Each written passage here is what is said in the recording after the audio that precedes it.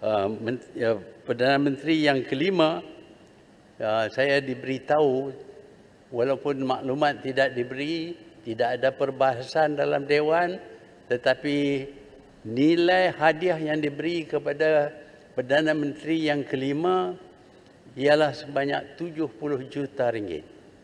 Ini juga tidak ada dalam undang-undang dan kerajaan bertindak seolah-olah kerajaan boleh buat apa saja keputusan dan keputusan itu tidak boleh dipertikai oleh rakyat. Ini adalah sesuatu cara yang tidak baik kerana negara perlu mematuhi kepada undang-undang. Kita bercakap berkenaan the rule of law. Pemerintahan mengikut undang-undang. Tetapi apabila tidak ada undang-undang, maka the rule of law itu diketepikan dan tindakan sesuka hati diambil. Saya mengaku saya juga bekas Perdana Menteri. Tapi saya tak ambil satu sen pun daripada hadiah kepada saya. Mungkin kerana jasa saya itu tak cukup nak dapat hadiah. Tapi saya mengaku ada tawaran nak beri kepada saya sekeping tanah. Saya tolak dan saya sebaliknya menawar untuk membeli tanah, bukan dapat percuma. Itu kerana dalam masa saya jadi Perdana Menteri, saya diberi gaji yang cukup tinggi, RM20,000 sebulan. Itu bagi saya amat besar kerana dulu saya cuma medical practitioner dan juga pegawai kerajaan yang dapat gaji cuma RM1,700 sebulan. Ini saya dapat RM20,000, lebih daripada cukup.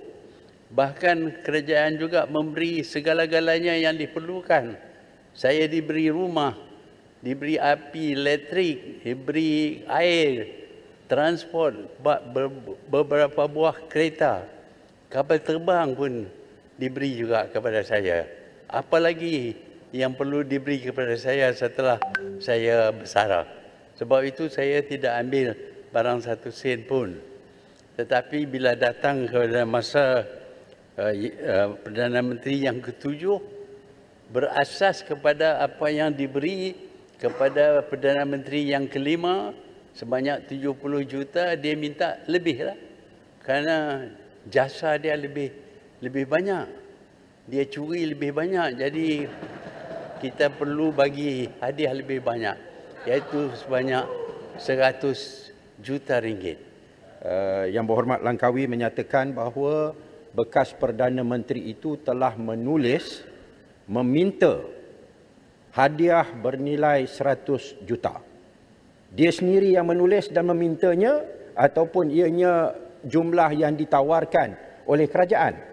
Yang pertama. Dan yang kedua, adakah bila dia menulis dan meminta itu, selepas ataupun sebelum dia didapati bersalah merompak bagi pihak 1MDB ataupun melalui 1MDB jumlah yang berbilion-bilion? Saya harap Yang Berhormat Langkawi boleh memberikan penjelasan. Tuan Yang Dipertua, saya mendapat tahu bahawa sebenarnya bekas Perdana Menteri ini mengenal pasti tempat yang diminta, mengenal pasti tanah itu, dan dia bersetuju dengan ditunjuk 2 keping tanah. Tapi dia pilih yang satu yang nilainya amat tinggi. Dan dengan itu dia menulis surat kepada kerajaan. Saya tahu, saya dengar. Saya boleh percaya apa yang saya dengar. Kerana orang ini tidak akan bohong kepada saya. Jadi sebenarnya bekas Perdana Menteri meminta supaya dihadiah. Bukan kerana kerajaan buat keputusan, tapi dia diminta dan 2 kali dan diluluskan. Kali kedua diluluskan. Ini memang berlaku. Yang second one? Sebelum atau selepas mahkamah salah? Ya, di waktu dia mendapat itu, saya fikir dia dibicara dan keputusan dibuat bahawa dia bersalah. Tetapi dia membuat surat kepada kerajaan. Saya tak dapat tentukan tarikh. Tetapi inilah yang berlaku. Tak ada perasaan malu. Kerana orang ini mendakwa bahawa tak perlu malu. Minta duit daripada orang kerana curi duit, tak malu. Apa nak malu? Kerana dia bos.